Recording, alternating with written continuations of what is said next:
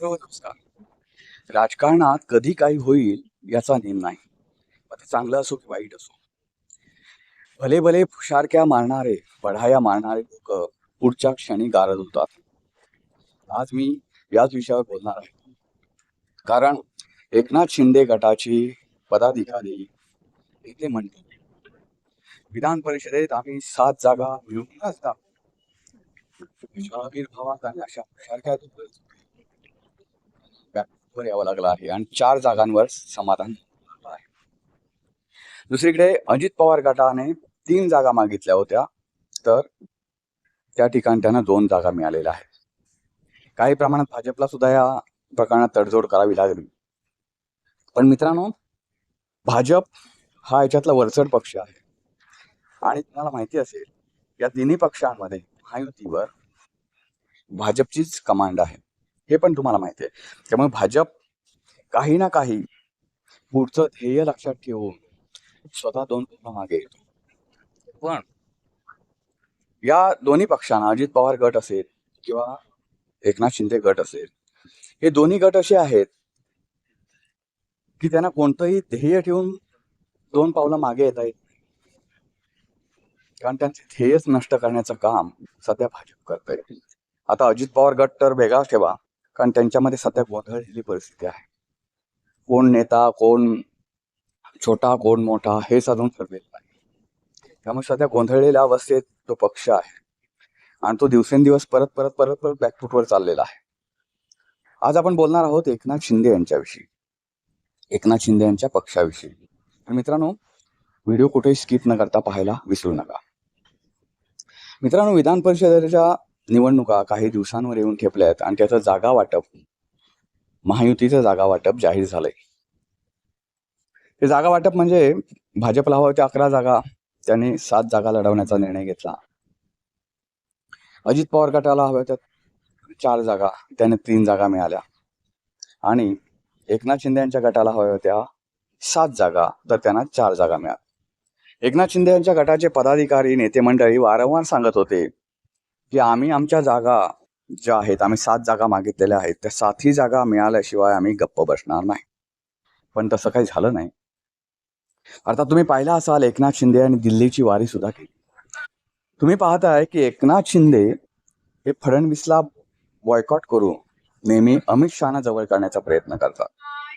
पण कधी कधीच फक्त 1-2% जर विषय सोडला तर त्यांना परत अमित शहा यांच्याकडून पुन्हा फडणवीस यांच्याकडेच पाठवलं जातं. तसंच विधान परिषदेच्या वेळी सुद्धा झालं. विधान परिषदेच्या जागा वाटप होत असताना, होण्यापूर्वी, यावेळी फडणवीस यांच्याबरोबर आपलं जमत नाही सकळलं, इथे आपल्या जागा देतील असा त्यांना विश्वास जेव्हा वाटला, त्यावेळी त्यांनी दिल्ली वारी केली. दिल्लीला जाऊन त्यांनी अमित शहाना, पहिली गोष्ट, अमित शहानी त्यांची 2 वेळा भेट नाकारली होती. भेट दिलीच नाही, त्यांना भेटीची वेळच दिली नाही. तिसऱ्या वेळी भेटीची वेळ दिली आणि हे दिल्लीला जाऊन त्या भेटले. एकनाथ शिंदे आणि अमित शहा यांच्या भेटीमध्ये काय ठरलं, हा विषय आता महत्वाचा आहे.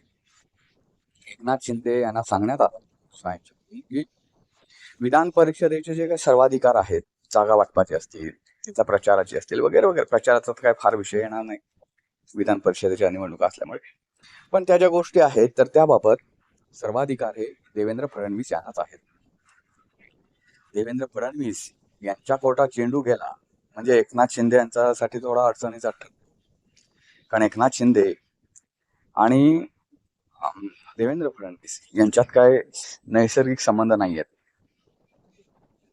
कारण ज्या पद्धतीनं उद्धव ठाकरे यांचा पक्ष देवेंद्र फडणवीसांनी फोडला आणि एकनाथ शिंदे बाजूला झाले, त्यानंतर तुम्हाला माहिती असेल एकनाथ शिंदे यांना आयत्यावेळी मुख्यमंत्रीपद देण्यात आलं आणि उपमुख्यमंत्री बनले ते म्हणजे देवेंद्र फडणवीस. तर तिथपासून त्यांच्यामध्ये दुरावा आहे. तो कधी कधी कमी अधिक फरकाने जाणवतो, कधी कधी थोडंफार ते जवळ आल्यासारखं वाटतात. पण ती जवळीकता असेल किंवा दूर असणं असेल, ह्या सगळ्या ज्या गोष्टी आहेत त्यांच्यात ते थोडक्यात रिलेशन जे आहेत, कमी असोत अधिक असो, ते नैसर्गिक राहिलेले नाही. त्यांच्या देहबोलीवरनी कळतं की जेव्हा तिन्ही नेते जे आहेत महायुतीतले, ते एकत्र जेव्हा पत्रकार परिषदेला बसतात त्यावेळी तुम्ही बघू शकता की देवेंद्र फडणवीसांच्या शेजारी जर एकनाथ शिंदे बसलेले असले तर त्यांची दृष्टी, त्यांची नजर ही नेहमी वेगवेगळी असते. ते एका दिशेला बघतात, हे एका दिशेला बघतात. म्हणजे कारभार त्यांचा कसा चालत असेल हे तुम्ही पाहू शकताय. मित्रांनो, आता हे एकनाथ शिंदे हे नेहमी फ्रंटफूटवर जाण्याचा प्रयत्न करतात, पण त्यांच्या पायात एक दोरी बांधलेली आहे जी फडणवीसांकडे आहे. त्या दोरीचं टोक, त्या दोरीचा जो लगाम आहे तो फडणवीसांकडे आहे. फडणवीस त्यांना परत बॅकफूटवर घेऊन येतात.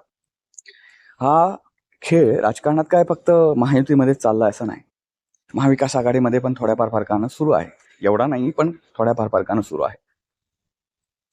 पण महाविकास आघाडीचं झालंय कसं, सगळे महाविकास आघाडीचे तिन्ही पक्ष बॅकफूटवर आलेले आहेत. त्यामुळे त्याने कोणाला फ्रंटफूटवरने मागे ओढायचा हा प्रश्न आहे. त्यामुळे तो कमी अधिक फरकानं खूप कमी त्यांच्यामध्ये ह्या गोष्टी सुरू आहेत. महायुतीमध्ये झालंय असं, सध्या सत्ता असल्यामुळे मला हे पाहिजे, मला ते पाहिजे, प्रत्येक जण आपल्याला लोण्याचा गोळा जास्त कसा मिळेल याच्यासाठी प्रयत्न. मित्रांनो, एकनाथ शिंदे यांनी नेहमी दिल्लीला जाऊन काही प्रश्न आपले मिटवण्याचा प्रयत्न केला, पण त्यातले फार प्रश्न काय त्यांच्या हाती लागले, त्यांना काय खूप न्याय मिळाला असं झालं नाही. कारण त्यांना एक कळायला पाहिजे होतं की फडणवीस जे करतायत भाजपमध्ये, कुठल्याही पक्षामध्ये आता महाराष्ट्रातील नेत्यांमध्ये पूर्वीसारखी ताकद राहिली नाही. प्रादेशिक पक्षातले सोडून प्रादेशिक पक्षाचा प्रमुखच महाराष्ट्रात असतो. त्यामुळे ते जर सोडले, राष्ट्रीय पक्षांचे जे नेते आहेत महाराष्ट्रातील, त्यांच्या दंडामध्ये एवढी पण ताकद राहिलेली नाही की ते दिल्लीला विचारल्याशिवाय एखादा निर्णय घेतील. त्यामुळे फडणवीस ज्यावेळी आपल्याला अन्याय करतात, त्यावेळी त्यांना कोणाचा वरचा आशीर्वाद कळायला पाहिजे होतं, पण त्यांना त्यामुळे ते दिल्लीत जातात. आता मित्रांनो, या सर्व गोष्टी असल्या तर ह्यांना सध्या हळूहळू संपवण्याचा राजकीय दृष्ट्या संपवण्याचा प्रयत्न भाजप सुरू आहे. एकच वेळी केला असं नाही, भाजप अनेक वेळी त्यांना केला. त्यांना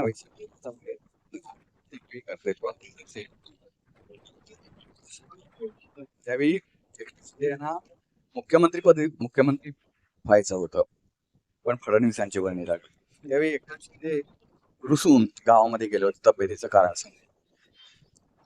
मला एक आश्चर्य वाटतं, देवेंद्र फडणवीसांचं नाव आल्यावर मुख्यमंत्री पदासाठी एकनाथ शिंदेची तब्येत बिघडली, पण तिथपासून देवेंद्र फडणवीस मुख्यमंत्रीपदी बसल्यापासून मात्र एकनाथ शिंदे यांची तब्येत ठणठणीत आहे. कोणतं इंजेक्शन असं दिलं देवेंद्र फडणवीस यांच्या नावाच्या डॉक्टरने, त्यांना ते काय कळत नाही.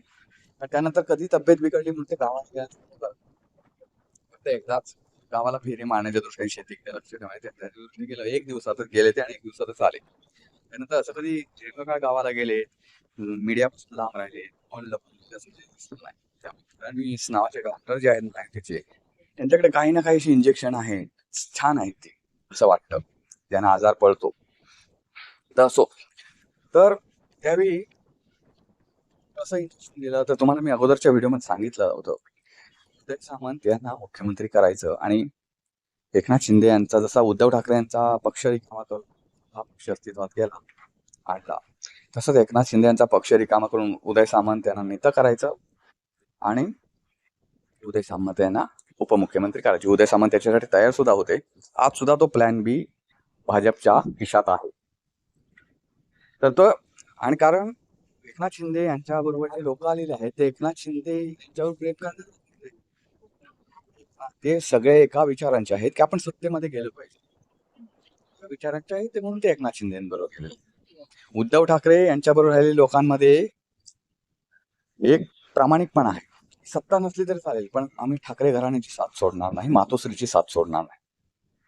हा 2 लोकांमधला फरक आहे. आणि ज्यावेळी फडणवीसांचं नाव पुढे आलं होतं मुख्यमंत्री पदासाठी, त्यावेळी एकनाथ शिंदे यांच्यावर त्यांच्याच पक्षातल्या पदाधिकाऱ्यांचा, आमदारांचा दबाव वाढत होता की आपण काय मिळेल ते पदरात पाडून सत्तेमध्ये सामील झालं पाहिजे. विरोधी पक्षात जर राहिलो तर आपले कुत्रे हाल कोणी खाणार नाही, असा दबाव वाढत होता. त्यामुळे हा प्लॅन बी तयार करणं भाजपला खूप सोपं गेलं.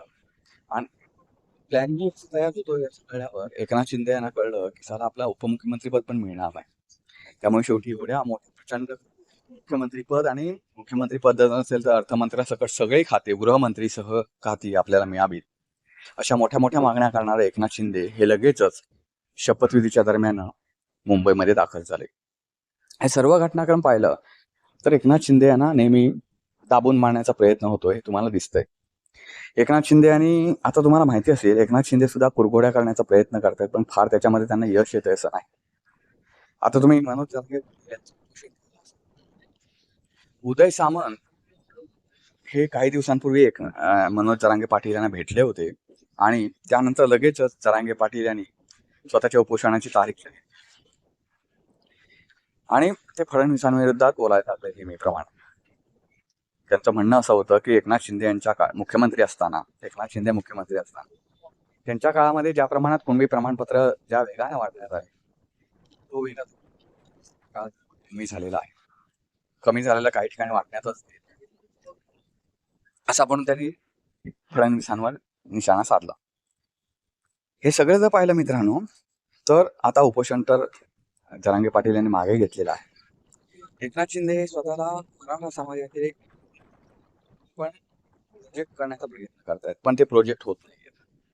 कारण एकनाथ शिंदे यांच्या पक्षात जेवढे मराठा लोक आहेत तेवढेच लोक भाजपमध्ये सुद्धा आता झालेले आहेत आणि ते वेगवेगळ्या पातळीवर आहेत. म्हणजे प्रसाद लाड असते भाजपने सांगायचे झाले तर, राधाकृष्ण विखे पाटील असतील, असे अनेक नेते आहेत. नारायण राणे तर आक्रमकच नेते आहेत आणि ते मराठा समाजासाठी जी समिती नेमली होती त्याचे स्वतः ते अध्यक्ष होते. या सर्व गोष्टी मित्रांनो पाहिल्या तर त्यामुळे एकनाथ शिंदे यांची गोची अशी झाली, अडचण अशी झाली की ते स्वतःला मराठा समाजाचे नेते म्हणून पण प्रोजेक्ट करू शकत नाहीत. महायुतीत असल्यामुळे त्यांना महायुतीतल्या त्या भाजपला अडचणीत आणण्याच्या त्यांच्या प्रयत्नांना सुद्धा एक मर्यादा आलेल्या आहेत की ते उघड उघड काही करू शकत नाही. जे काय करतील ते मागून करावं लागतं त्यांना.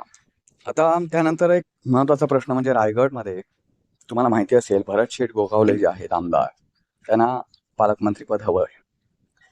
तर त्यांना पालकमंत्रीपद हवं आहे, तर त्यांना आता ते मिळण्याची आशा निर्माण झालेली आहे. हे एकीकडे सुखाची गोष्ट आहे. असं असताना तिथली विधान परिषदेची जागा एकनाथ शिंदे त्या ठिकाणी आता असं कळतंय की सुनील तटकरे यांच्या घरातील आणखी एक माणूस त्या ठिकाणी प्रोजेक्ट केला जाणार आहे, उभा केला जाणार आहे. स्वतः सुनील तटकरे यांचे चिरंजीव अनिकेत तटकरे यांना विधान परिषदेच्या जागी, रायगडच्या जागी उभं केलं जाण्याची चर्चा आहे म्हणजे ती फायनल जवळपास आले, पण अधिकृतरित्या नाव त्यांचं अजून जाहीर झाले. त्यामुळे बघा, सुनील तटकरे आले, अनिकेत तटकरे आता येतील, त्या दुसऱ्या आदिती तटकरे तर आहेतच. असे तटकरे घराण्याची एक ही तिथे लागताना दिसते. त्यामुळे एकनाथ शिंदे गटामध्ये हळूहळू नाराजीचं वातावरण आहे की म्हणजे एकनाथ शिंदे गटातील रायगडमध्ये जे पदाधिकारी त्यांचं एकच म्हणणं आहे की ज्यांचं आमचं पटत नाही, तटकरे यांच्याशी आपलं 1% सुद्धा पटत नाही, त्यांच्यासाठी आपण ती जागा सोडावी पालकमंत्री पदासाठी, हे चुकीचं आहे. आपण भांडून आपला हक्क मिळवूया, म्हणजे पालकमंत्री पद आहे ते आपलं भांडून आपण मिळवूया, पण त्याच्यासाठी काही सॅक्रिफाईस करायला नको, कुठलाही त्याग करण्याची काही गरज नाही. पण एकनाथ शिंदे सत्यासाठी आणि तिथं आता अनिकेत तटकरेंच्या नावाची चर्चा आहे. त्यामुळे तटकरे घराण्यातील आणखी एक व्यक्ती येणार आहे रायगडवर. कदाचित पुढच्या काही दिवसांमध्ये, पुढच्या काही महिन्यांमध्ये, पुढच्या काही वर्षांमध्ये तटकरे घराण्याचाच कमान राहील असं वाटतंय.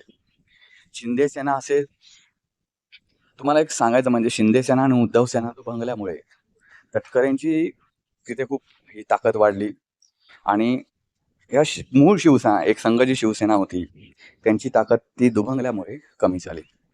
मित्रांनो, एकनाथ शिंदे यांनी उद्धव ठाकरे यांची साथ सोडली आणि त्यांनी स्वतःचा पक्ष स्थापन केला. स्वतःचा म्हणण्यापेक्षा त्यांचाच पक्ष पळवला.